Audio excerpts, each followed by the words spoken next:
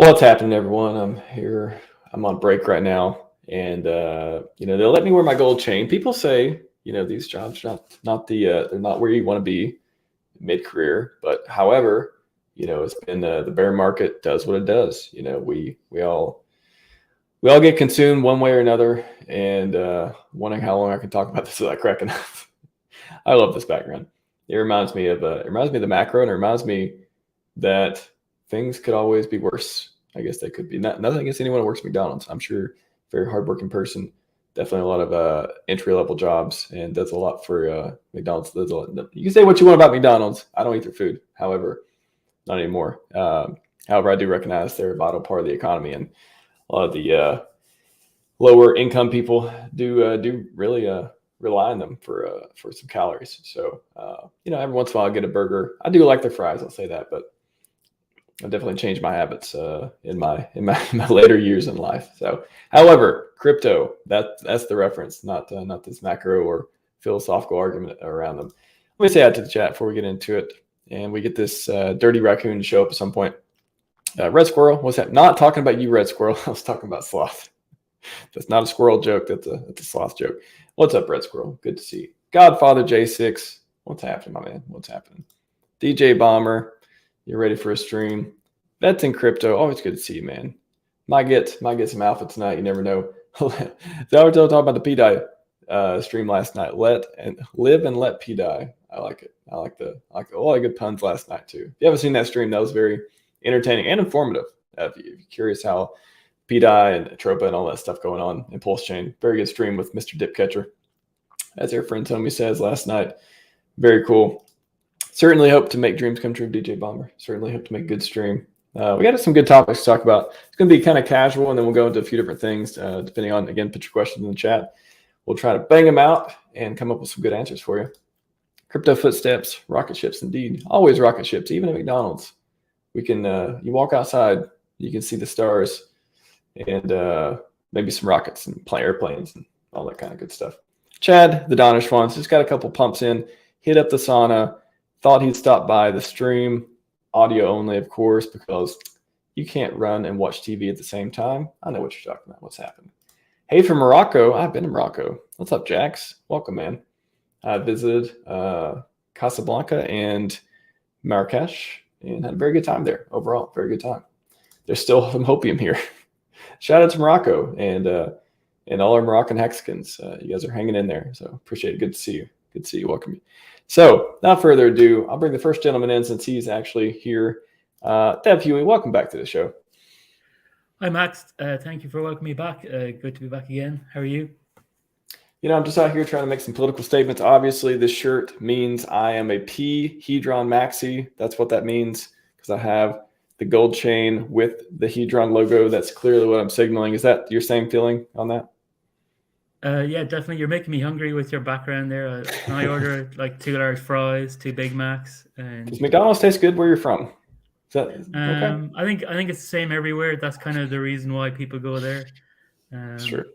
And yeah, so a podcast recently saying now that apparently the Coke tastes better in McDonald's than other places. Really? The Coke tastes? I mean, I could see that. I'm sure they don't mess with it at all and put anything in it good that tastes like that. So I think the reason is, they follow the instructions that Coke gave, whereas other restaurants don't. So there's like a huge thing around people, Coke, especially Europeans. I mean, I guess you may or may not be in that category, but every person that comes here that, I become friends with or otherwise, eventually we'll come across soda of some sort, usually Coke, and it'll be like, oh, this is the Coke with real, and they always want to make sure this is the one with real sugar. This is the real sugar. They always like point that out. This is the real sugar, not that artificial American crap you guys put in. Like every time there's always this like natural argument for it each time. And I'm like, you're drinking Coca-Cola, whether that's sugar or not. You're not trying to be healthy. So I don't know why you point out it's got real sugar in it. Anyways, that's my Coke rant. Yeah. Of the differences of opinion on the ingredients with Coke. And is it the same for Pepsi? I'm sure that's another debate, man. That debate has raged for a long time. The Coke versus Pepsi, who has the best fries, McDonald's or Burger King? That was a debate back in the day as well. I always said Burger King. However, I do like McDonald's French fries. I'll say that. I can't eat the burgers. I can't eat the sandwiches of any sort anymore. Even the double cheeseburgers. That was my not double cheeseburgers. That was my old favorite. But then double quarter pounder with cheese was my thing for a while. And I can't do it. I eat it and I just don't feel good afterwards. But unfortunately, DJ Bomber, we've had the bigger Mac in the UK recently. 4 patties. Whoa! They actually call it the bigger Mac because I'm down for that. I'm down for the bigger Mac. Dev Huey is El Jefe. Are you, sir? Are you hiding? Are you? I mean, it makes me think of all the Mexican drug smugglers and stuff like that. Who is El Jefe? I'm El missing Chapo. reference. El Chapo. Yeah, it makes me think about Chapo. I don't know, Jax.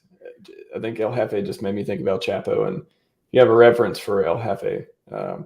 I did say Kofefe today. If we're just going to keep pulling the strings, I did say Dipcatcher tweeted one tweet that said I. That's all he said, I. And then I replied to that Kofefe, which is that the Trump tweet that went viral a few years ago. Let me put on the chat, see if anyone remembers. We're just not talking about crypto right now, are we? The Royale with cheese when you're in France. It's true. Because they don't have the quarter pounder. Good old metric system. It used to be called the Mega Mac. Oh, the Royal cheese. Yeah, that makes sense. I can see them. See, each country has to like promote their thing too. I could see that. Oh gosh, Chad. Oh, Chad, character. Only when you're working out, hopefully, or never. I mean, Coca-Cola Maxis. Very nice. Very nice. All right, we're going to talk about McDonald's here for a few minutes. McDonald's in Brazil fills you up, and you feel sick. Everyone else world feels you leave hungry. Interesting. So at least you're satiated in Brazil. But then you afterwards feels like you still feel hungry. I guess that's better it's better to feel full and sick than hungry and sick, I guess. All right, I'm doing one more of these. Pulseturbator. No, I'm glad I pronounced that one. Burger King Australia is Hungry Jacks. That's right. I remember somebody talking about that because U.S. visitor came back to Australia and copyrighted the name, but Burger King wouldn't pay him money for it. Very fun fact. I do like that. That is some fast food trivia. Very cool. Well, not speaking of that anymore. What is going? So Huey, I've been made aware that you've seen the highest stakes. You managed to catch a showing over there, and what you want to talk about that? What was your? I did a whole review on it and talked about it in depth about what I liked and didn't like, and all that stuff. I'm curious to get your take on after seeing it. Did it meet your expectations? Not that you ever had any. And what did you think about the film? Yeah, so first of all, I think this time last week I was on the show and I was preparing my slides last minute, and I think I went into like corporate mode, so no slides tonight for anybody. So no corporate presentations and no lots of data. So more free flowing tonight. So highest stakes. Nice. So it was announced that it was going to be released in UK and Ireland, released on like last weekend. So I think there was like 11 locations in the UK, one in Ireland, Dublin. But then some of the guys on Twitter were kind of talking about meeting up in maybe London, and I knew if I saw enough people talking about a meetup, or maybe Crypto Book or Big K, I think might have been there. I knew I was going to FOMO in and I'd have to go to London to see it, but I missed a lot of that discussion, I think, and then I didn't FOMO in. But then they released a list of screenings, and the Ireland location, Dublin, got rugged from the list. So it looked like we weren't going to see it in Ireland, which is my nearest location, Dublin. So I was out then partying last Thursday after my appearance on your show, partying instead of when I should be Devon. I was out having some food and some drinks, and then somebody tweeted me on Twitter that it was showing in Dublin on Friday, and that was the first I heard that it was going to be showing. So yeah, we didn't get much notice to see it in Dublin, and it was then kind of difficult to get people to come and see it. Get some of my onboards to come and see what all the fuss was about. So yeah, I've been super excited to see it. Like I think I've watched the trailer and the different iterations of the trailer hundreds of times just to kind of pick out like little bits and like analyze it and see try and work out what the story could be. And then there was those kind of 15 minutes of clips. So yeah, I was very excited to see it. So last Friday it was a big storm, lots of rain, lots of wind, but braved the storm and went out to see the highest of stakes. Nice. And what was your? I know the trailer and a lot of the footage and sneak peeks is, at least in my opinion, way different than the film. A lot of stuff just wasn't in there. A lot of the key moments, I was like, wait, where's the helicopter in Iceland and all that footage, and a lot of the people, the interviews, a lot of the things like that just weren't in there. But yeah, what did you think about that? Yeah, exactly. The those trucks in Iceland. I know the directors talked about the helicopters in Iceland. So there was like 2 seconds of that, I think. And then some of the characters changed as well that were in the previous trailers. They weren't in the movie.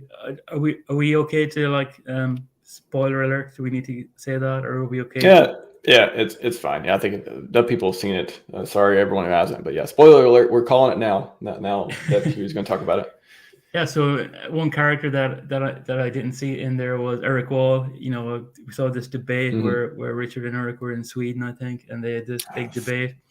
And I like Eric Wall a lot. He comes out with a lot of good analysis, but he also trolls a lot. Like saying things like, "Oh, Richard can't go to US," and which isn't true, and all these things. So maybe that part of the movie I diverted away from that, and I think obviously the story iterated. I think they ended up with a very good story in the end. We have the investigators, the fraud investigator Kelly Pope, or Kelly Pope, and then Lamont Black. So they added a good kind of counter argument to or investigation into crypto in general. And HEX in particular. But I think the movie is very good because it's very easy to watch for a no coiner or somebody who knows nothing about crypto. So I showed it to some of my friends. They're not interested in crypto, but they said, "Oh yeah, I would definitely watch that movie if it was on a streaming platform." So I think it's good for onboarding people to crypto in general, and good for people in crypto that might have heard that all of this stuff, that HEX is a scam, Richard's a scammer, and then when they see the movie, maybe they'll change their mind. Or they'll be like, "Yep, I was right. That guy, I still don't get a good feeling about him." Yeah, look at those. And now the SEC's even coming after him. Oh, totally correct. A lot of people I think a lot of people are literally going to feel that like, "Oh wow, I totally knew that guy was something was off about him." But yeah, unfortunately, that's the conclusion. When my friends they onboarded and they're down a bit now, so they're kind of they've written off their investment. I'm telling them, you gotta wait for the bull market. This is going to turn around, and they just think, "Oh, well, Richard spent my money on watches and Ferraris." So it's like, well, come see the movie, come see the audit, come see all the analysis, the chain analysis, which I love. Yeah. It's all on chain. We can track the money. Where did the ETH go? We can see where it went. We can see where did the ETH go, Richard. We can see the HEX origin address. We can see the movements. I think I didn't see the stream last night, but I think Dipcatcher's done a lot of analysis on that as well, on tracking the OA addresses. So yes, come see. Tell my friends come see the movie and see from the experts that it's not a scam. He's not a scammer. It's all good. That's I mean, you brought up two points that are very interesting as well that I didn't think about. One, which is a lot of the Eric Wall stuff. I thought, I remember when the interview happened, I was like, yes, this can be great for the documentary. And then I don't remember a single clip of that being the documentary. All we have is the not even professionally recorded version of it. I think it was like a cell phone recorded version of it, which audio had to be fixed. That was like one of the things I was excited about. Oh wow, we're gonna get to see some like that nice footage they captured from that. So that kind of makes me think there's going to be some sort of docuseries or some sort of like further movement. Like they want to tell this kind of story right now. I'm pure speculation here. Maybe they want to tell this kind of story and like fit all that stuff in, and then they have a whole bunch of footage that wasn't in there that maybe they're splicing together or shooting more of, or kind of evolving as things go on to do some sort of like either second documentary or docuseries or something like that. And then the other part is people's conclusion, about just, he's definitely spent my money on luxury goods or all this stuff. All those like surface level just critiques or like accusations, they're so easy to just not even, I don't think we need to chain analysis. Just like logical, like thinking on this, like critical thinking would show you that he didn't, first of all, that would be like the worst move ever, because that would, if you were trying to not get in trouble for stuff, you're trying to make sure everything's clean, you're trying to do, like, you're a smart person, all that stuff, that's the one thing you would avoid, is like doing anything that would have that kind of conflict with your money versus, what you or anyone else may or may not receive from it. And then he didn't, he wouldn't need to do it because it's already rich, all these things. So I don't know. I think people come to these really fast conclusions when they see stuff like that, partly because that's just the first thing they thought of and they just don't know him very well. And the other part is maybe they want it to be true, to feel like they've got an axe to grind with him. But I just don't. I don't know. I think it's really hard to put that together. It's just people who don't know him that well, I guess. Yeah, so I think there's a brief explanation in the movie where he kind of explains the outrage marketing. I'm doing this because you got to shout louder than the others to be heard. If you talk about the data, the stuff I was talking about last week, the data, the presentations, the analysis, it's boring, or can be boring to some people. Whereas if you break through the noise, you're going to get more eyes. And then if you get 5% of a huge number instead of 100% of a small number, that's much better. So he's out there dressing like a clown just to get the word out. So it was very briefly in the movie, but it's something like someone outside the ecosystem might not pick up on, but it's an important point. So it's good that it's in there, and a lot of people might miss it. But so it's entertaining that this guy is in the fast cars and the watches, but if you really analyze it, you can start to see behind that. Yeah, I'm so glad that part was in the movie. Those were my favorite pieces. After it happened, I was like, great. I'm glad they put that in there. I'm glad he explained it in a way that maybe people caught it, maybe they didn't, but it's really fundamental to understanding, like, what it's about, why he's doing this or that, kind of explaining the method behind the madness sort of deal with him. But yeah, I think I interviewed one of the co-directors, Grant, great interview. And, I asked him too, like, what do you want people to take away from this? What is the goal? Like, what is the mission? We really went through a lot of different topics I clipped out too. And what stuck with me when he talked about it was they want people to have a conversation. That's why you got all these parts on there about PP, and otherwise you have all this extravagant, all these scenes that are again, it's not a fluff piece. It's not a piece that paints him as like this really nice guy who never does anything wrong or always says the right thing or is like humble. It doesn't paint him like that at all. It just tells the story, and it makes. I think they did a very good job, even towards the end and stuff. Could have been a little lighter, could have been a little less dark in certain times, but I think it did make people ask a question and be like, okay, if I'm interested in this stuff at all, in crypto or this founder or this project, I want to know more. And I think that was one of their main goals, was to get people to ask more about it. So I think that was achieved, if nothing else, with the movie for sure. And shout out to all the highest stakes people. You guys did great work.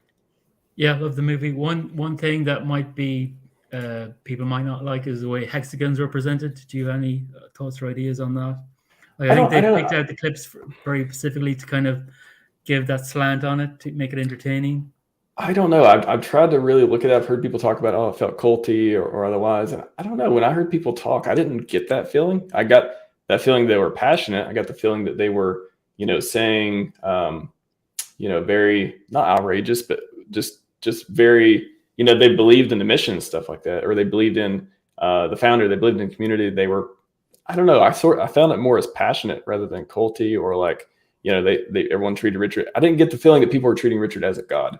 And that's what I didn't want to, I didn't want to feel that. I'm like, God, I hope I don't, this is not just like a worship movie or something like that. And when I heard, maybe I kind of prepared myself. Maybe that's why I was less sensitive to it.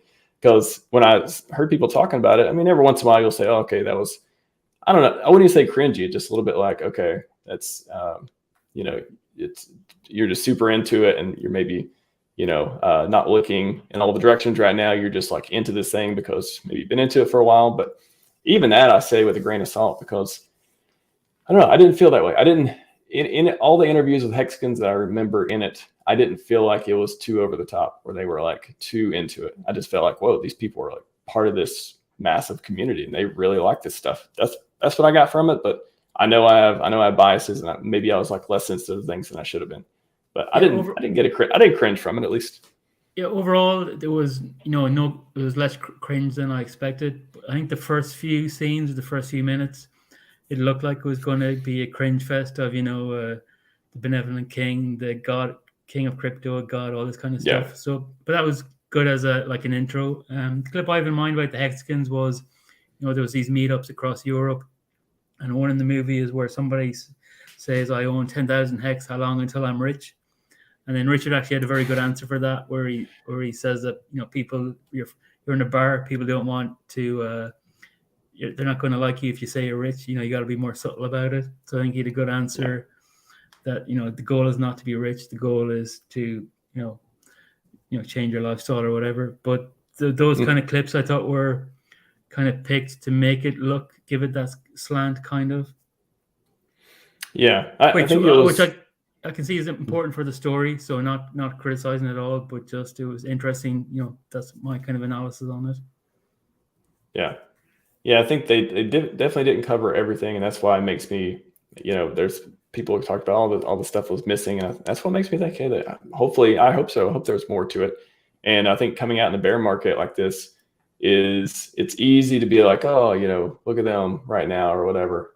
But I think in a bull, I hope people rewatch it, or the ones who didn't and are searching for crypto stuff to learn more about it, they come across this, and hopefully it's got a bunch of high ratings by that time. I know a lot of people have been submitting reviews, and I don't know, it's almost like building in a bear market. You can build up a documentary as well that could be even more relevant than it is now. So that's what I hope to happen. Yeah, I was so excited in the cinema, like waiting 2 years for this movie. It felt like PulseChain launch a bit, and then it's like when you look at the price chart, it doesn't match the expectations you have of or excitement. But I think when the bull market comes and we're back, in normal price ranges, this movie is going to help so many people. It's a good, like, if you want to send it to your friends, you just, if this movie is available, that you can send it to them. It's going to be so good that you can, just check out the movie. If you like it, you're going to learn more. Maybe some people don't like it, but I think it's going to be really useful in the bull season. Yeah, so really hope there's delete for all this extra content. I hope there's like a DVD with deleted scenes or extra content. I would definitely love to get that. Yeah, I'm sure. I think a lot of people have already pre-ordered, and maybe I'm sure afterwards you should be able to get access to the DVD box set and all that stuff. I'm definitely, hopefully we can have an event where local, like one of our local events, hopefully everyone at their local events, when they get the box set, they can have like a viewing party and go through that too, to keep the momentum going and just show this powerful movie, whether you like them or hate them. Powerful movie overall. I was not disappointed. I went into it kind of like, it felt not quite as big as PulseChain launch, but it felt like something I've been waiting 2 years for, like you said, and I went into it and I loved it. I really liked the movie very much. 11 out of 10, definitely. And I really like the ending as well. That was a very good conclusion to the story. Without further ado, another gentleman who has seen the movie and actually interviewed Lamont Black. Welcome to the show, Crypto Sloth. What's up, buddy? How's it going? What's up, Def Huey? Nice lot. Nice. I know we spoke a lot on the different channels, but good to talk in real life. I know, right? It's way overdue, man. We've been chatting in the telegrams. I've been using your site for a long time, but I don't think we've actually chatted properly like this, man. Properly, so, it's a pleasure. I appreciate your work. I appreciate all you've done. Man. Have you guys not been on stream together? No, we haven't.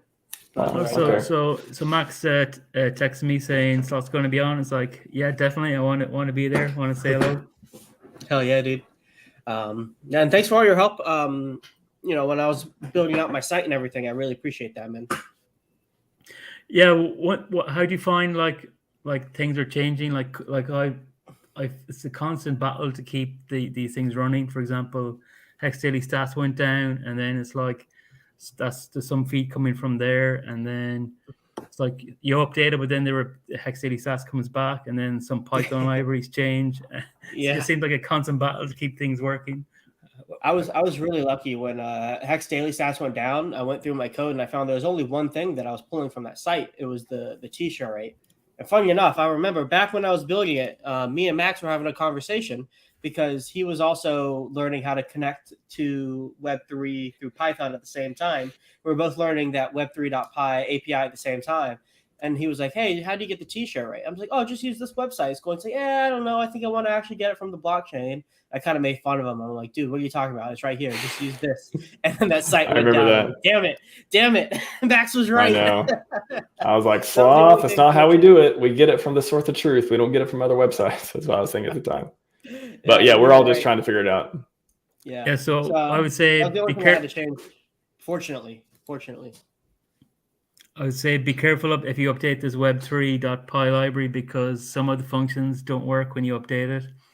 Like I was using ones to convert like the 2HEX function and some other ones, and they just broke everything, and then tried to fix it.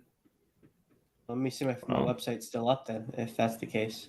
Oh, no, we're still good because I use Anvil, so I don't really have to update any of the I've actually been looking into Anvil the last couple of weeks and talking to the people running that, and it's really cool. I'm going to start using it for my crypto analysis as well, I think. Yeah, I like it a lot. I still need to get on and update my stuff for PulseChain. It just hasn't been a priority right now, but I'll get to it eventually when I have a little more time on my hands. A question here from Jax. You guys think HEX will recover in case we'll get another bull run, or is it pretty much done? Anybody want to take that one? Yes. There you go. The answer is 100%. Yes, Jax. Yeah, it's going to recover. The ratios between EX, PX, I don't know, but I think it will never go away, never die. Yeah, I definitely think it's going to recover personally. How much it recovers in terms of percentage gains relative to the other assets remains to be seen. It could underperform everything, right? And if it underperforms everything, then you would be better off holding the other things. But with how cheap it is getting now, my thought is make a certain goal, whether it's number of HEX or T-shares that you want. And the lower it goes, the faster and cheaper you can achieve that goal. And once I hit that goal, I have one in my head personally. I'm just pretty much done accumulating it, and I'll move on to other things. That's the way I'm investing in this bear market right now. Have my basically aquatic animal goals, and then try to achieve them as quickly as I can. The only question I have is those other Ethereum forks like ETH Proof of Work and ETH Ethereum Fair. So I've been ending my stakes there because just in case those recover and they have value in the future, I don't want my stakes bleeding out. But I think I'm not optimistic about those copies of HEX on those other forks. Yeah. You guys remember when HEX used to go ahead? I'll say because a lot of people use the Ethereum Fair and Ethereum Proof of Work as evidence on why HEX probably won't survive or won't do well over time, and I think it's a legitimate point to bring up at the very least. But the key difference between the two examples of Ethereum and these other Ethereum forks is that ETH Fair and ETH Proof of Work has never had a history of substantial usage, right? Like they've never had a lot of volume, and they've never had a lot of people natively use the chain. And the same is true for those HEX assets. A lot of people haven't used them. And you can see that reflected in like how much liquidity there is. But that's not true for Ethereum.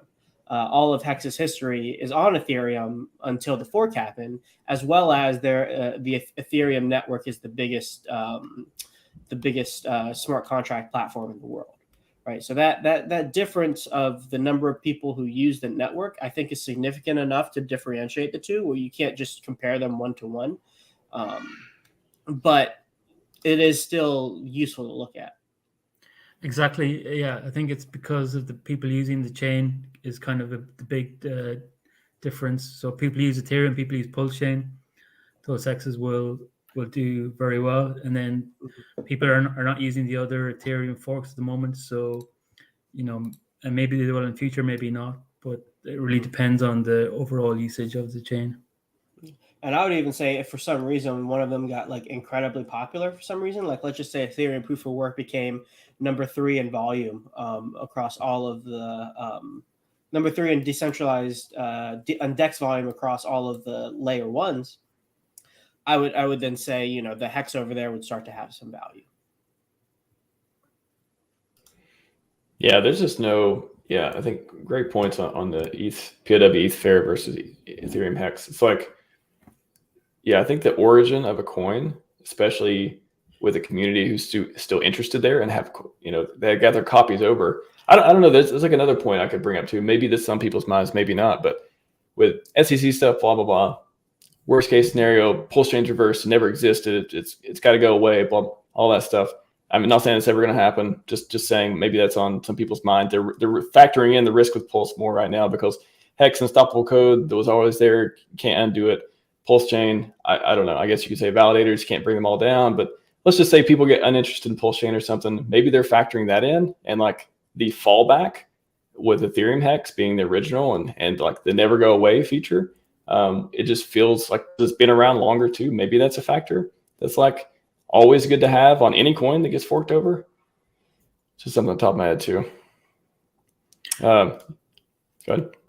I think one thing was the liquidity would have been pulled, before the PulseChain fork. So that maybe that takes time for it to be replaced and built up again. So, and then now with the prices down and Ethereum gas fees high, it's more difficult to transact on Ethereum. But I think that's going to drastically, change in future. The prices will return to more normal prices, and the fees are low right now, but hopefully they're kind of low in future as well, and it's easier to do all your transactions on Ethereum. Mint your HEDRON and mint your Communis and Icosa stakes and all of that. Communis. They prefer Communis.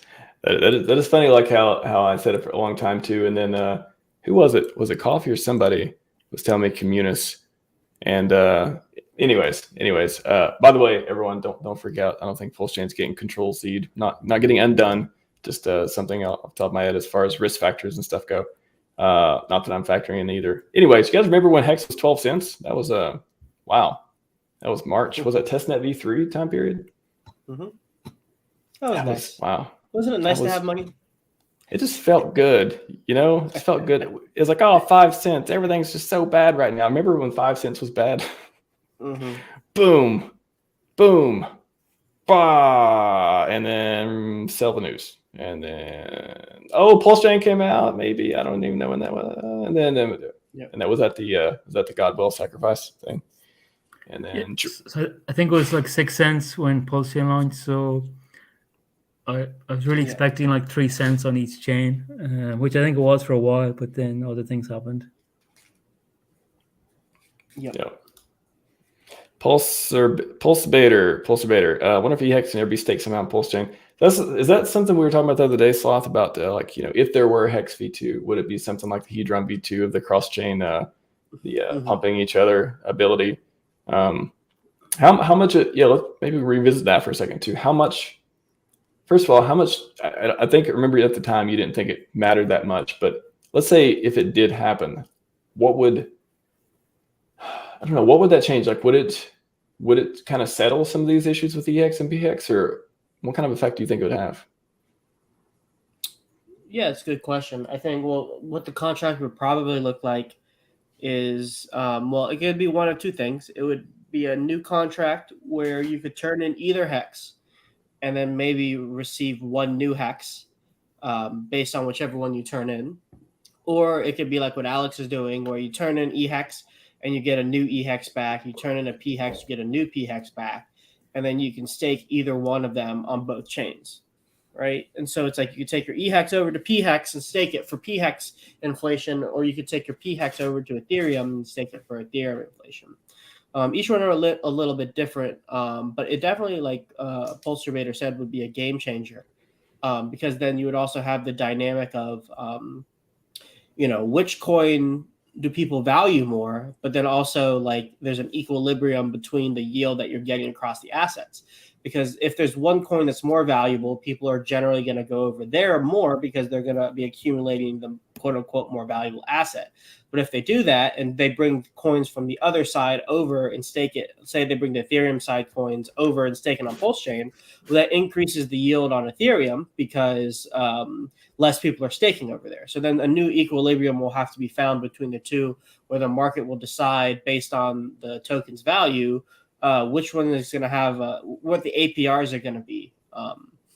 So that's the main dynamic that would change, and it would probably I don't know if it'll end up with more HEX being staked overall, but it would definitely make at least one side more competitive, because then you can take all of your EHEX. Say someone's like, screw EHEX, I think it sucks. Well, maybe they take all their EHEX. If they don't sell it for some reason, they take it, bridge it over, and then stake it on the contract on PulseChain to get more PHEX. Is a possibility. But that's a way you could unify the two a little bit more, kind of like what Alex is doing. That's another point too. If ETH ever controls gas price HEX, is that another case for EHEX, where, or if if Ethereum does get more gas efficient and go down, then it's like, I mean, we love PulseChain, but it's usable again, right? It's not that $300 gas fees. Yeah, 100%. And I think there was something I remember I don't remember exactly what it was called or when it's going to be implemented, but there's something in the works for Ethereum to lower their gas fees by like 8x. And so that would be huge. One, it would be huge because it would solve the gas fee problem for PulseChain too, which I know PulseChain doesn't have a gas fee problem now, but it didn't solve anything on Ethereum. And what I mean by that is if PulseChain got as big as Ethereum, we'd have the same gas fee problems that they have now. Which isn't a big deal for us because that means PulseChain was a massive success, so we're all rich and riding into the sunset. But for new people, it would be a problem. But if Ethereum solved that, then PulseChain could take that upgrade and put in and use it to solve the gas fee problem there. And also, it would make at least one argument against EHEX go away, which is the gas fee problem. The only thing you'd have left is, who do you want to enrich with your gas fees that you pay, Ethereum or PulseChain validators? Do you want to keep the money within the community, or do you want to pay people on Ethereum to validate transactions? Which I think is kind of not a big deal. I don't think it really matters that much. Well, it kind of ties into the gatekeeping argument too of having our own products, our own network, where there isn't just Uniswap can just be like unsupported asset, and then we just can't trade it anymore. So like that's one of the key arguments that's really came to light in favor of PHUX and stuff too.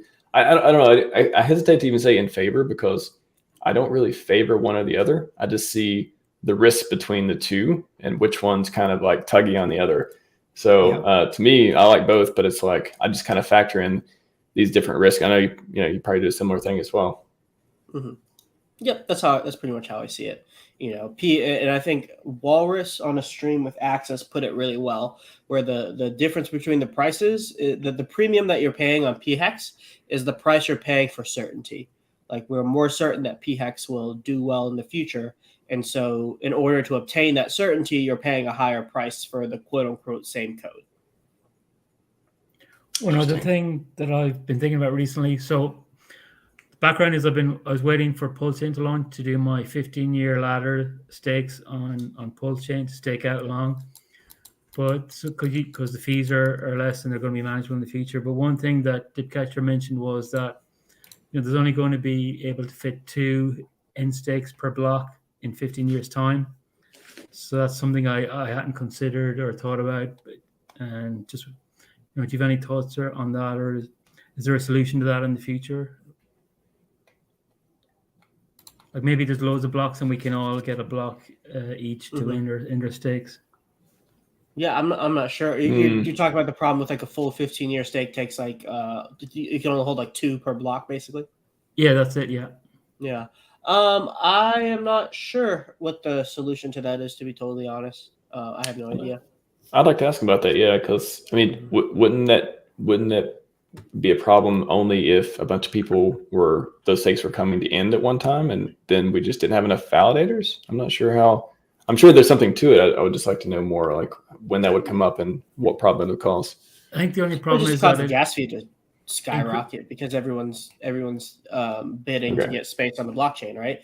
So if one stake takes half a block, right? Then that's and say just a block can hold 20,000 normal swaps, just hypothetically.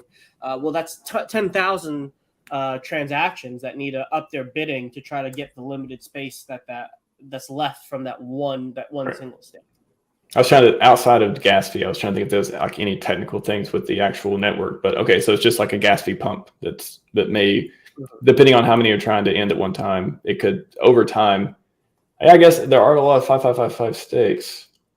It's kind of like a DDoS on the system, you know. A DDoS with broke people. We have enough money to pay gas fees around here, don't we? I'm at McDonald's, maybe right now. Speaking of McDonald's, who is dumping the price today? You guys see this? Boom. Bow. Just went right down. Who did that? If you're in the chat, let me know if you did it. I think there's some Pulse. Oh, is that just Pulse? Dumping Pulse. That's funny how you got to factor that in these days. That's true. It could just be a Pulse dump. Yeah. Yeah, pretty much everything now is priced as a function of PulseChain's price. So if PulseChain's dumping, then everything else is going to be dumping too, unfortunately. Apologies, everyone. I did not want to insinuate you were dumping HEX. No one apparently sells HEX these days. They just sell Pulse PLS, and that affects HEX. I think there's also a big dump of Bitcoin or Ethereum in the last couple of days as well. So, the overall crypto market is kind of down the last few days. Yeah, it's I haven't wanted to look at the price for a long time. I try to actually not look at the price most of the time, but every once in a while you got to throw a chart up there and pretend you can talk about it. Bobby Hexelrod, if these gains are compatible via Hart's Law, we support both. Yeah, maybe what is the case for that too? Like, is supporting both hexes only in the best interest of people who got their copies? Is that kind of like the holy war that's going on? Like, or a piece of it? Like, it not wanting there to be two, other than splitting the buying pressure. I get that part. But do you look at it differently if you got your copies, you got your hex stakes, you got the two, versus if you are onboarding or you're new to the ecosystem? I think at the end of the day, the main thing that matters is, what you can sell your either PX for if only one survives, or if you can sell both for 50% each, or 60-40, 70-30. So if the price of PX rockets and EX doesn't, do you really care if you have both but one does really well, or if both do kind of moderately well, you're equally happy. So you can have a good outcome either way, I think. It's kind of a equilibrium thing, I think. Yeah, I mean, new people are kind of at a disadvantage where they don't get they don't get both assets, not for free, but they don't get both assets off the rip from the fork, right? So they have to make a choice, just like in all of us actually do now. When anybody who brings in new capital has to make a choice on which asset that they want to buy, generally. The only caveat to that is if you're buying straight into a PHUX pool, then you're kind of buying in. It's spreading your money out over multiple assets. So that's a little way around it. But yeah, new people have to make a choice, and I think their choice is the same as what I outlined before with the certainty thing. Do they want to get less hex, absolute number, but one that's more supported overall by the community, or at the very least doesn't have people questioning its survival? Right? Everybody agrees that PHEX is going to do well. Not everybody agrees that EHEX is going to do well. So do you want to go where people are questioning it, or do you want to go to the place where nobody's questioning it? I think that outlines it actually as simply as possible what the choice is. And that's something that they have to decide for themselves. Some people may want to take more of the risk because they can get more coins because the price is lower. And then some people may be like, no, I just want to make sure that I'm on the train sufficiently when it leaves the station. And that those people would be buying PHEX. And then some people might just be splitting it 50-50. You never know. So consensus, or is one way the cheapest? Is another way I've heard people talk about it. Which one's cheaper? If you believe in both, that kind of thing. Yeah, I think the safer option is to split between both, whatever AC you think, because you want to be so in that way. Then you're in the same boat as the people who are pre PulseChain launch, because the prices are reduced because there's the copy at the moment. So you're getting the advantage of lower price. That means you can afford to buy on both chains. So if you only decide to buy on one chain, then you're risking not being exposed to that chain and that price pump on that side. So I think safer option is to be on both, and you're taking a risk by only going for one. I've actually been practicing both as well, and but it's hard every once in a while when I look at how much my money can get for EHEX, and when I look at PX, I'm like, the EHEX always looks a lot more attractive when I can get whatever 40%, 50% more sometimes. So choice everyone has to make for themselves. I'd be very surprised if the ratio gets more, if trades at a more drastic divergence.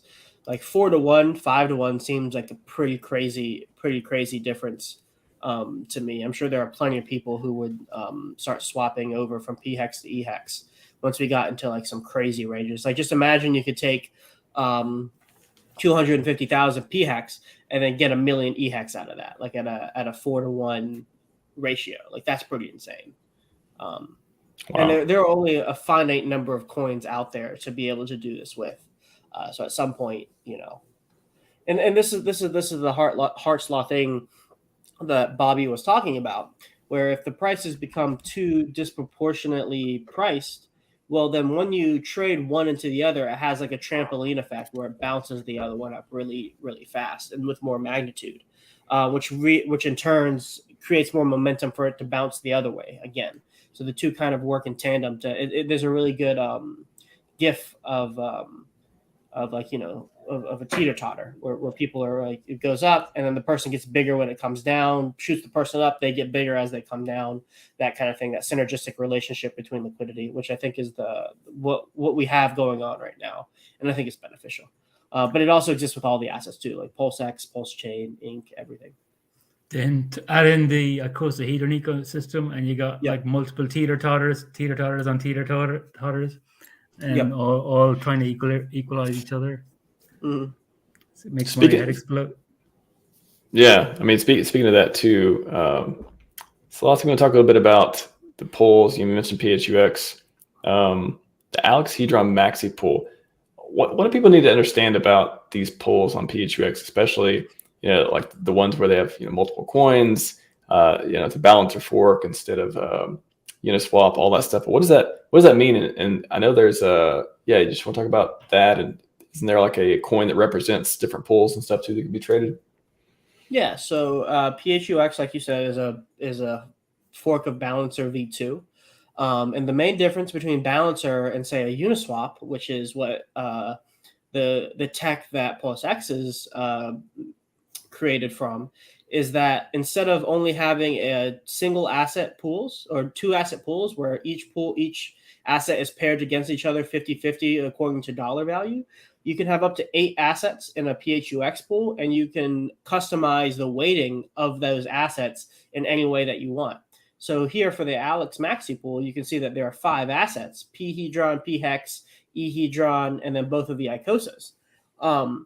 And so when you put in money into this pool, you are owning a basket of you're owning these 5 assets in the proportions laid out in the weight column that you see right there. So this creates kind of a pseudo index fund that you can DCA into with fresh money. So just say like you only have PHEX. If you were to put it into the pool, it would sell some of it for the other ones to make sure that your proportion is equivalent to those weightings. And so I've been enjoying using these pools lately. One, because the APRs have been pretty significant. I mean, just by putting your tokens here, you're getting between 90 and 220% APR, which is pretty crazy. Now, that is paid mostly in the PHUX token, but still, that's pretty significant for just holding the tokens, especially because that's probably paying out more than natively staking your HEDRON and ICOSA right now. That's what I was going to ask. Like, is that competing with? How much has that competed with, or will compete with HEDRON as of now versus even V2? As of right now, it's definitely out competing it. The volume is down on the HSI auction, which is the main thing that drives that fuels the yield for the native staking pools, which I think is fine. It's just in a period where because HEX isn't valuable, all these other things aren't valuable as well, like HEDRON and ICOSA. And so it's going to take a little bit of time for the system to ramp up again and get some major activity. But the byproduct of that is that there is no new inflation coming out in the system in terms of new yield being generated, which is a good thing. But for the PHUX pool, you can still earn significant yield by staking your HEDRON, mostly HEDRON tokens. Like the ICOSA is pretty negligible. So if you bring in a bunch of PICOSA, what you're really doing is selling it for those other assets. But you're bringing in a bunch of those assets, and you're able to earn the PHUX token at a pretty high APR, which I think is pretty significant. So I'm completely new to this PHUX. So let's say I've got PHEDRON and PHEX. I don't have the other 3 tokens. Mm-hmm. Can I add those into the pool, or do I have to buy the other 3 as well and add them all in together? Nope, you can add 1 or 2 or 3 of the assets, and it'll auto balance it for you by selling what you need to sell within that pool and buying the other ones to make sure the weights are the same. So like if you scroll up, Max, if you scroll up, oh, you don't have a wallet connected. Do you have a dummy wallet right now? I do not. Don't have one to connect for it. Okay, let me see if I can pull it up on my screen then. Yeah, that's really cool. Because I think I looked at this and then I saw like these different pools, and they have like, some of them have like 10 tokens, or they've got, a lot of tokens in it. It seemed like a lot of work that I have to go out and buy all these tokens. But if I can just put in the ones that I have, then that's really cool. Yeah. Give me 1 second. Let me get this up. And just to clarify too, that the main difference too between staking and LPing here, you sort of touched on too, Sloth, is you're earning the APR in the PHUX token versus if you're staking in the app.icosa.pro with HEDRON or ICOSA, you're earning the actual HEDRON and ICOSA back, right? Yes, correct.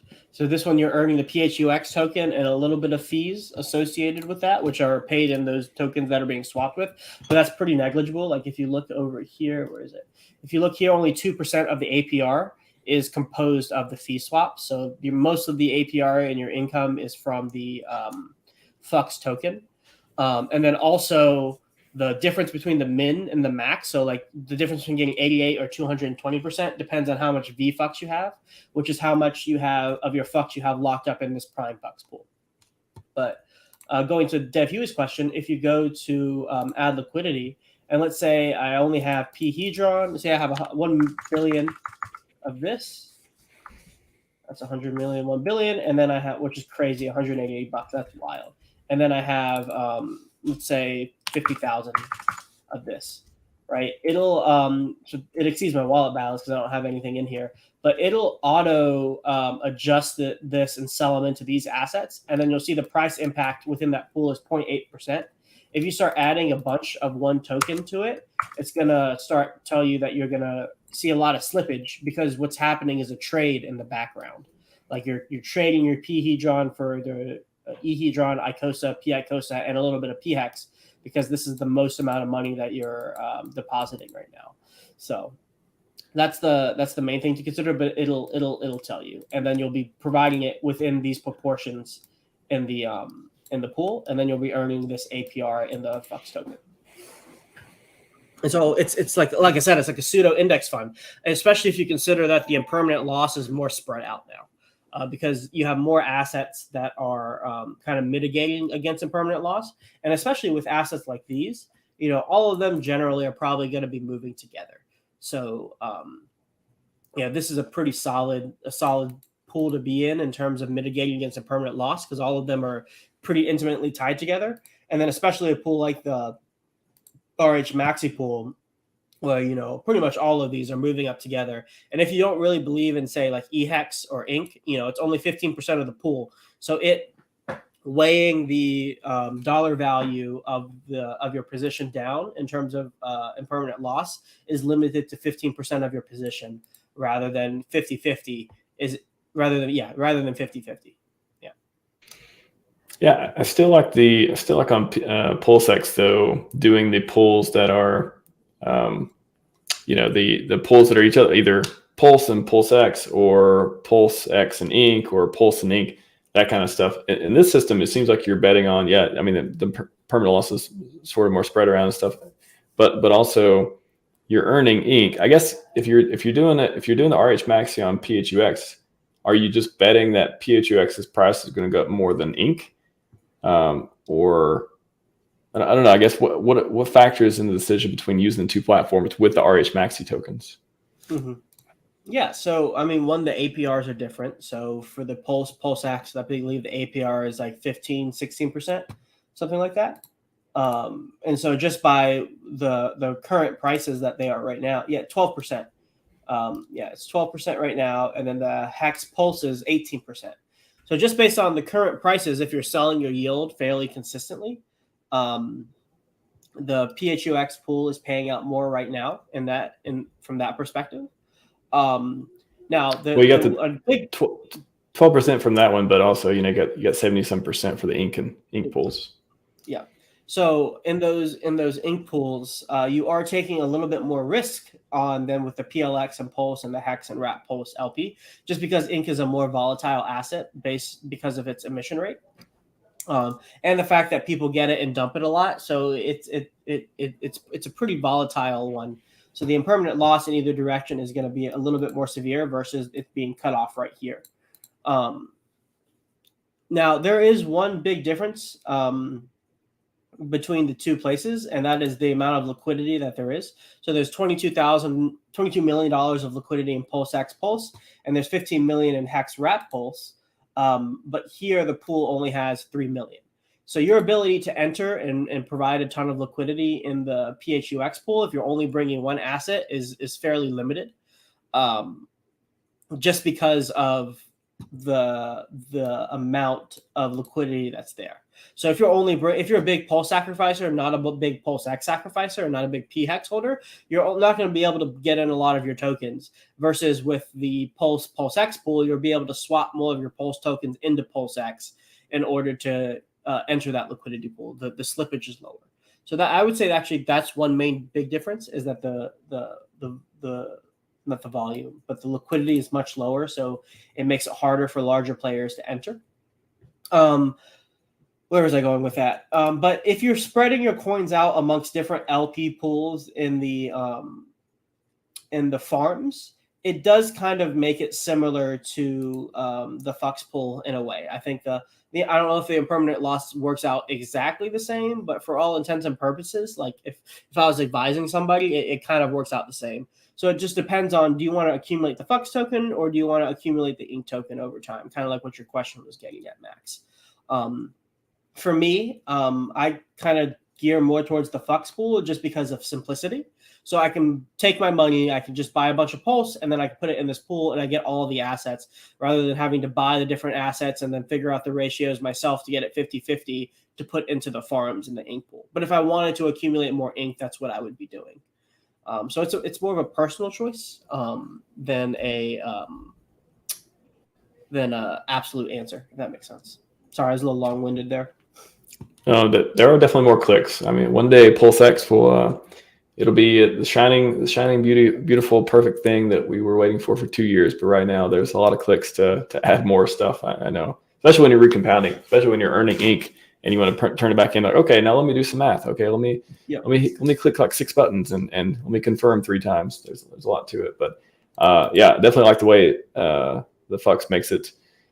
Just the fact that you can, it'll auto balance between the assets, and you don't need to buy everything. That makes it cool. Although, there's only 2 assets that you can put up liquidity for on PulseX, but still, there's a lot of cool features that the PHUX provides. That, no wonder it's got a lot of volume and pull values and TBL in it right now.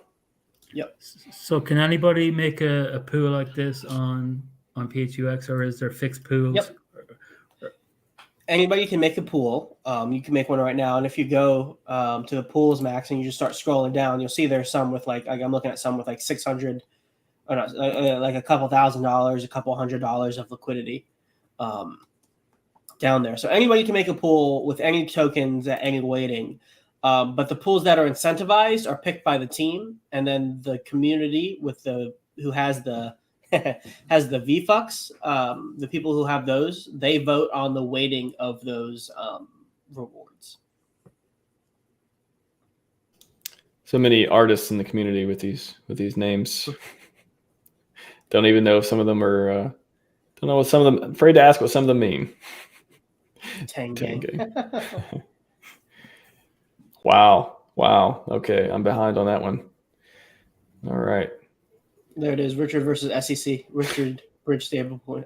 That's another cool thing is you can put the liquidity pool token in its own liquidity pool as well. So a lot of people are taking that Bridge Stablecoin pool and using that as the liquidity token within their stuff.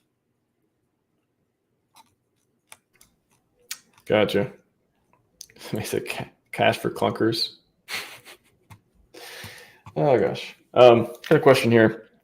Jax, shouldn't PulseX, HEX, incentive token get a rebrand? Same way Tall going to turn dramatic. It'll have a new shiny effect while being the same quality under the bonnet. I like that under the bonnet phrase there. Shout out to bonnets and everyone wearing them. What do you all think about this? I'll let you take that one, Huey. I'm not sure I follow the question. But, I don't get the Polygon. Why do we need to rebrand? Because we just launched. I thought like 100 days ago. With Pulse that can be an answer too. You can pull on that through the string. Yeah, I mean, not saying that we need to rebrand, but he's asking. Yeah, I guess we could frame it. What are the pros and cons of rebranding, and how would that even work though too? I mean, it's the new shiny thing effect. I feel like, yeah, like you said, we just launched, so it's been 3 months. I feel like we're a little shiny, maybe a little shiny back and forth in different ways, but I don't know. Maybe it's just talking about wanting any sort of bad news or negative press to go away, but I think that's all part of everything's baked in together. I don't think anything getting rebranded. It's like, we turned from HEX staking into mining. Did anything change? I mean, not really. We're just mining now. So I don't know. What's your take either way on that, Dev? Yeah, I think the big question is about the incentive token. Like, does it have a use case for utility in the future? Should we? So a lot of people are like dumping their incentive for PulseX and then recompounding into the farm. So and that's kind of constant sell pressure on it. So are the clever people the ones who are accumulating their incentive token because it's going to be this use case in the future of PulseX or another smart contract that we don't know about yet? So that's the big question, that maybe there's a rebrand of incentive token that it becomes something else. But Pulse and PulseX, I think they have their brands. I think they are new shiny things, and maybe incentive is the one that evolves in future. Yeah, I wouldn't be surprised if Ink got some kind of utility in the future. It kind of makes the most sense that that's the place where it makes most sense to plug in utility to, just because it'll at least from a narrative perspective get people excited about Ink again. But yeah. Tetra, shout out to Tetra. Hopefully Tetra solves and does beautiful things within the PulseChain ecosystem. Very excited about that. And because I've had Neil for T-shares and Stu, hopefully after launch, they'll come on again and talk about things, but there may be ways to stake your ink and stake other things as well with Tetra. I think it'll be interesting. If they succeed, could be a game changer for PulseChain for sure. So, but I mean, the real question is here: when can we stop playing this broke pleb monopoly? When is price going up? I've got bills I'd like to stop paying. Who wants to take that one? Later, sir. Later. You're just going to have to wait. I thought you knew how to delay your gratification. Is that the answer? Yep. Honestly, Yeah. I have no idea, brother. I I need to study my my macroeconomics before I come on the RHMax show, so I can say clever things about the economy. Even the economists can't say clever things about the economy half the time. Don't worry. Yeah, price not go up recently. I think that's been reflected in a lot of the commentary around the community as well. I don't know. I don't see a lot about people talking about community up and down, all this stuff. Maybe I just muted enough people where I just don't really see a lot of NS Floss talked about avoiding negativity. Just, what did you say the other day? It's like, I just don't want to hear it. You know what? I just don't want to hear it. I'm like, you know what? I'm on Team Sloth on that one. It's not, Richard's favorite saying to, there's no benefit to that, right? There's no benefit in hearing it. I honestly don't think there is. Like, how is it going to help anything? Hearing about, things go down in a bear market. Thoughts on that? Yeah, pretty much. That's why I went on somewhat of a muting or blocking spree. So it's like, I just don't want to hear any negativity. I have my investments. They're going to do what they're going to do, and I'll decide to add or subtract it when the time comes. But for the most part, I don't want a constant barrage of like why everything's going to fail. I get it. I understand the arguments, and I'm choosing just not to give attention to it. One interesting comment I saw recently on Twitter was that in the pre-halving year, we're in the pre-halving couple of months. So this is for, the wider crypto ecosystem, that both the bulls and the bears get wrecked because the bulls are waiting for this halving to kick in and the price to go up, but there's all these kind of dumps along the way. And then the bears are also getting wrecked because the same reasons, and the price just goes sideways with this kind of volatility. So it's just kind of choppy, pre-halving. And so I think price go up next year when we get the Bitcoin halving and the crypto wider market gets into gear.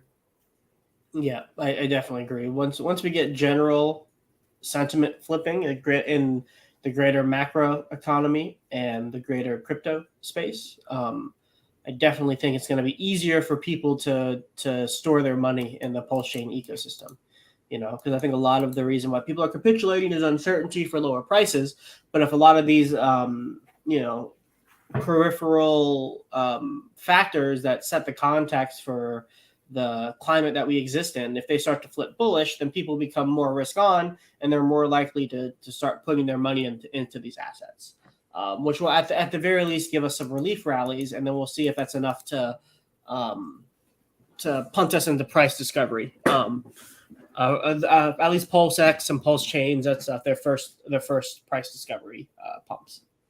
Yeah, and when I'm outside the crypto bubble, talking to people, and you bring up the topic of crypto, a lot of people at this, they just say, "Oh, did that not die already? Is that not over?" And all the crypto is a scam. Like, so that's the general feeling. But I think that will change drastically once the bull market starts again and people realize the 4-year cycle. There's ups and downs in the market, and they realize that it's not dead and it's not a scam. Crypto overall is not a scam. But that seems to be outside of the people who are into technology, into tech, into the stuff. A lot of people have written it off and they think it's over. But so I think that's affecting the price right now. So it just needs an overall change in sentiment. Yeah. I was watching YouTube videos lately of just like other stuff, non-crypto related, and like the people on there is like, remember when NFTs were a big thing? And I'm like, oof. Oh, now we've gotten past the whole NFTs are a cool thing into now NFTs are everybody thinks NFTs are a scam now.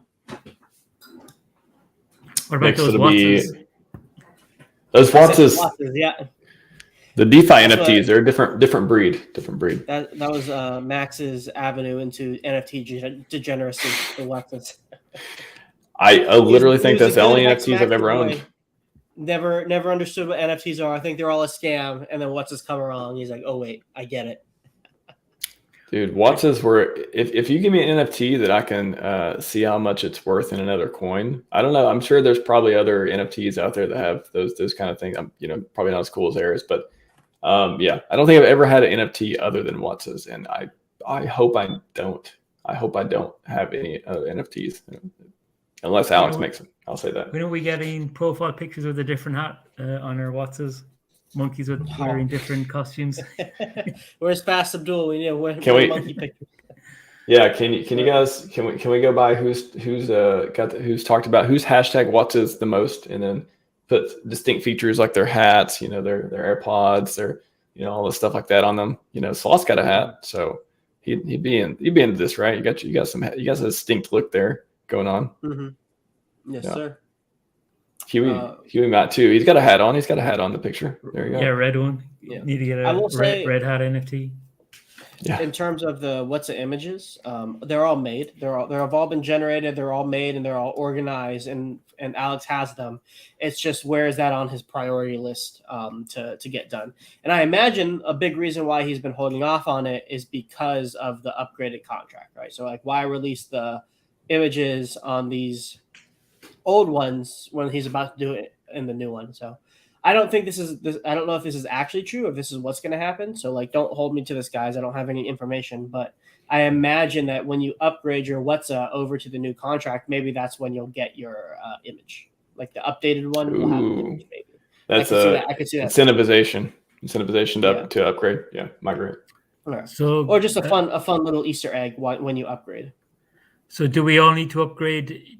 I know it's not, not even coded yet, but do you think we all just have to move over to the new thing, or can some people stay on the old one?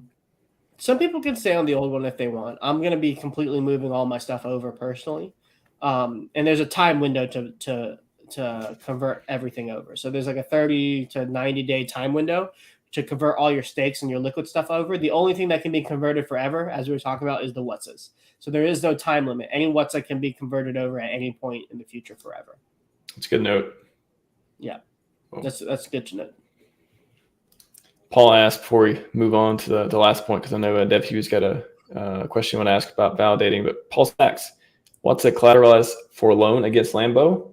Does it get more teaching than that?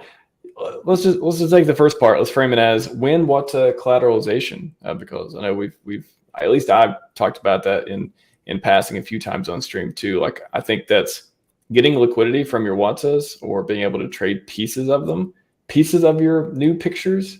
I don't know, at the pixel level or not. That seems like an ideal. I don't know. Does it need to be done by Alex and HEDRON, or can it be done by the community building on it too? It could be done by anybody. I mean, I would love, if I had the technical abilities, I would love to build a little a loan marketplace where anybody can put up anything and ask for anything in return and ask for any kind of APR. And then anybody can ask for certain, like anybody can be like, okay, I have a WhatsApp and I want to use it as collateral. If somebody will give me 10,000 USDC or $10,000 worth of Pulse at X% APR paid out every single month, something like that, right? And then anybody could place up saying, hey, I have 10,000 USD and I want this as collateral and here are my terms. Right. So anybody, and then you have the ability to like negotiate too. Like, well, here's the initial offer. Well, here's my new offer. And you can kind of go back and forth, but it's like a 1-to-1 collateralized loan kind of thing. And then like the contract kind of acts as the escrow account that holds the asset, that if the terms aren't met for whatever payment period it is or whatever payment period terms, APR, et cetera, if it's not met, then they get liquidated. And then that collateral gets given to the lender. I think that would be pretty cool. A pretty cool service. I want that. And that could be done. That could be done for anything. It doesn't just have to be with NFTs. It could be like, I have 100 billion Pulse, and I want to collateralize it for 5 billion USDC. Like it could be anything. Hear that, PulseChain builders?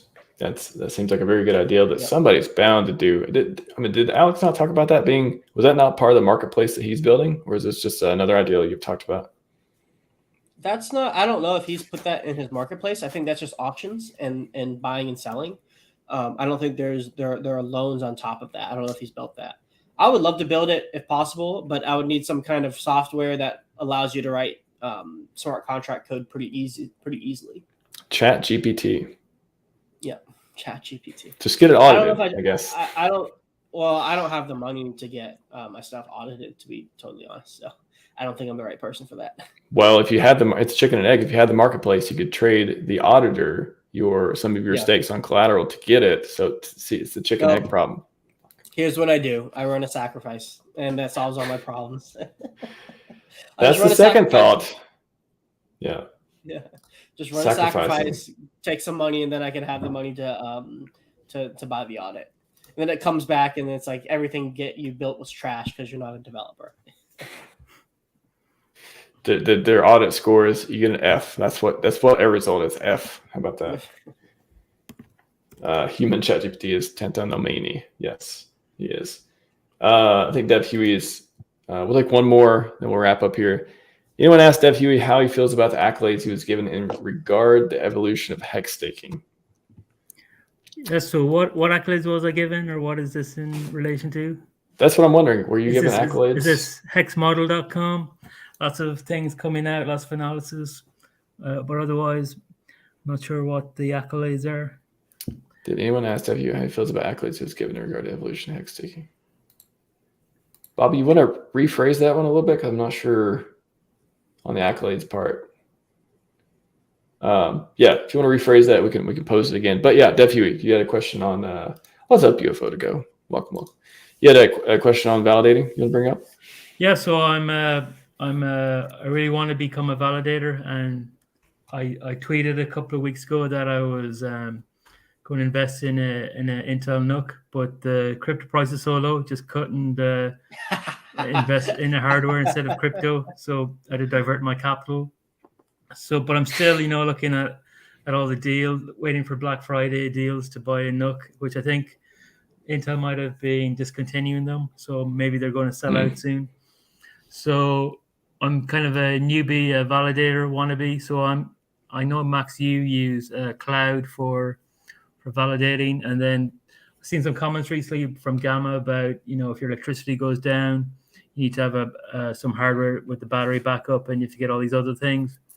So then I'm kind of curious. Well, I really like cloud software platform as a service, and maybe I can install it on cloud service. So just wondering, is what pros and cons of that? Is it expensive to like with the NUC, you got to buy the hardware, but for cloud, you got to pay for running the server all along. So just wondering, what are the indicative costs of that? Yeah, so good question. And a lot of people ask this too. I'd say most people just say, "Oh, don't do the cloud because decentralization." And my first thought is, well, first of all, do you think Richard or the devs were running it at his castle, like the 4,000 validators there? You think they were all running in his castle? Probably not. They were in the cloud. As far as I think, a safe assumption they were in AWS or otherwise. So I prefer everyone. I'm glad most people want to run them at home, using a NUC or using whatever hardware you have that you think is reliable enough and all that. But the pros and cons, I've had tweets on this before too. But basically, if you're running at home, you need to take care of utility bills. You need to make the upfront cost for the hardware. You need to have battery backup to make sure it's at least on for a little bit of time. Hopefully, you're never in an environment where there's a hurricane or otherwise, and you maybe go offline and cost yourself some PLS and stuff like that.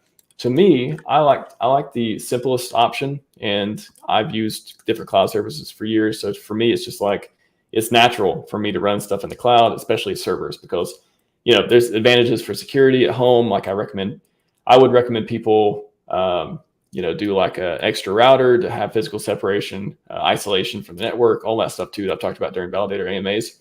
So there's a lot of things to know if you're running it at home to do. However, it is your hardware. It does feel like that kind of like, feels good to run your own hardware, turn it on and off, all that stuff. But yeah, now you assume all the responsibility. However, if you run in the cloud, most of that goes away. They give you this virtual server. You don't really care what hardware it has other than it has the minimum specs that you want, and you pay a monthly fee. Now, the question you asked about cost, that's been the biggest factor for me is AWS is pretty expensive. And that's why I recently migrated from AWS to DigitalOcean, which hopefully it's going to be much cheaper. I've yet to do it a month yet, so I don't have any estimates, but it should be like AWS was like $600-700 a month. And it was like, oh, that's crazy with Pulse price the way they are. Well, what if Pulse goes to pinning? What if Pulse does much better than it does now? Then I'm not really, for me, I don't really worry about the ROI. Like the first year or two, I went into it assuming, it was going to be at a loss for a while until the market turned around or otherwise. But DigitalOcean, so far, I have the highest hopes of it being the cheapest provider, and pretty similar services, DigitalOcean and AWS. But I was just more familiar with AWS. That's why I tried them first. But they're just too expensive when there's other cheaper options such as DO. So on the wiki, I'll drop in the chat if anyone's interested as well. I have like a doc on both of them, how to run an AWS. If anyone's interested in the cloud for that, goes through the whole process, tells you, all the recommendations, how to set up the firewall, all that stuff. And the same thing, DigitalOcean. This is one I just wrote the other day. I'm actually running on 16 gigabytes. So I've tried this, which the last AMA, I went through some of the, nuances around that. I think it took longer to sync, which took me offline for a couple of days and made the migration process a little bit more funny. I have a sense to blame that on the lower specs that I was testing out, because 32 gig of RAM is the consensus and all that stuff. But anyways, if you're interested in doing it in DigitalOcean, I have all the stuff you need to know, a little bit of technical stuff here. But generally, if you are comfortable doing it in the cloud, you still need to know Linux, you still need to know that stuff, but it just gives you the ability to worry less about your physical environment and let them take care of the power and the uptime and all that stuff, which is usually pretty high for cloud providers. So either way you want to do it, if you want to NUC, validatorstore.com, David Feeder, he sells them. He actually does cloud hosting stuff too as well. But he sells the hardware kit, the NUC here. Don't know if Intel is going to discontinue or not, but I mean, these kind of things are kind of meant to last for a while anyways. He sells them on validatorstore.com. Or if you want to do cloud, like I said, I have all the documentation on the wiki on how to do everything on a validator, just about, including how to set up a cloud server to run it there. But any question on that, or does that make sense? Yeah, that's awesome. I see in the comments, Bobby has clarified his comment. So I think he might be mistaking me with, or whoever made the comment, mistaking me with Crispy Man from hexfire.io, because he did a lot of inner workings on hex staking. So that could be Crispy Man. I think that they might be referring to. One thing is there's this theory about where things get invented in different parts of the world, where this idea happens at the same time. So I think I've had similar kind of ideas as Crispy's done on hexfire.io, but I haven't been public about publishing them yet or analyzing them. But it's on my to-do list to get it deep into the weeds on hex staking. But yeah, my feeling is that is Crispy Man who got some really cool analysis on the inner workings of hex, is my guess. Shout out to Crispy Man. That does sound like something he would be interested in. And yeah, a lot of great people such as yourself and otherwise building these cool products on PulseChain. So yeah, Bobby, maybe talk about Crispy. Shout out to Crispy Man. We'll have to have him on the show again sometime. Yeah, they named you Dev Huey directly. They named you Dev Huey. Well, it's a good thing, I guess. There's this theory where, like, if you have these groups of monkeys on two islands, and then on one island the monkeys start, cracking the coconuts open with rocks. Then on the second island, the monkeys also start doing that, but they have had no contact with the other monkeys. So people have these same ideas at the same time. So I've definitely had like some thoughts about the, this kind of forward staking. Staking t-shirt rate. I was thinking about that before I've seen it published, but hexfire.io did an excellent job on that, and it's really worth checking out. But I haven't discussed that in any Telegram groups or Twitter or anything, so definitely I don't think I have any credit to or accolades to receive. Not yet. I am glad that you started with the HEDRON Icosa stuff, sir. I appreciate that personally very much. Yeah, so at the time I was kind of doing some hex analysis, and then Watsa came out, so it was just fun doing the leaderboard, and then got into the Icosa and HEDRON staking. So that's been the journey so far. But yeah, more hex to come. Hell yeah. On hex model. Awesome, gentlemen. Yeah, hexmodel.com. Shout out to Dev Huey for that amazing site. And then look into hedron.com. Let me put that in here too. Look into hedron.com. Hedron, however you pronounce it. You got cryptoswap.info now. I got so many websites, dog. It's true. Cryptoswap.info. Yeah, somebody was, somebody said something really terrible about you in the chat. Let me post that real quick. Yes, there we go. Saw some good honest man. Crypto Savant 101 comes with price. Thank you. Cryptosloth.info. There you go. That was a very kind comment. Yes. All right, gentlemen. That will do it for today. What do you want to start from the top and go to the bottom? Dev Huey, what do you want to take us out? Any looking forward thoughts or otherwise? No, you can if somebody's burned some Wattses, hopefully I see it on my dashboards and I'll tweet about it if it's significant. So stay tuned for Watts burns, and otherwise keep an eye on hexmodel.com for ICOS and HEDRON staking, and also Watts burns and yield. And hopefully there's a new kind of interface or dashboard that's easier, that works better than the previous one. So stay tuned for that. So that's me. Awesome. And you can find me on Crypto Sloth on YouTube, as well as Sloth Crypto 3 on Twitter. This weekend, I am doing my first kind of private crypto course for the people in the Telegram group that I launched. So if you go to cryptosloth.info, you can find the information out there. And then there are some, I think there's one more or two more 75% off discount codes. So it's just like Sloth 75, if not Sloth 50, if you guys want to hop in there. Boom. That'll be this weekend. So yeah, but thanks for having me on, Max. I appreciate it. It's Awesome. always fun to hang out with you on stream, buddy. I know. We had to invite this third wheel Huey on here. He comes on stream every once in a while just to give us the lowdown and ask some good questions. But you need somebody to ask the noob questions. You ask good questions and you have good answers for other questions. So we appreciate you, Dev Huey. Hexmetal.com, cryptosloth.info. Look into hedron.com. Actually, shout out Gerardo. Look into hex.com. Also beautiful site. Thanks everyone in the chat. That's all we got for you today. I'll be streaming pretty much every day this week because that's what you do in a bear market. You don't take, I don't know. I didn't have anything for that. But I'm surprised you can stream on your breaks from McDonald's, bud. They let me wear my gold chain. I didn't think they'd let do that either, but I talked to Jim and he was okay with it. So that's, Thank you, Jim. We appreciate you, buddy. Thanks for supporting our community in between Jim. Burgers and taking orders. Kicking burgers and taking orders. That's what you do. That's what you do. All right, everyone. Scivive and 5555. We are out.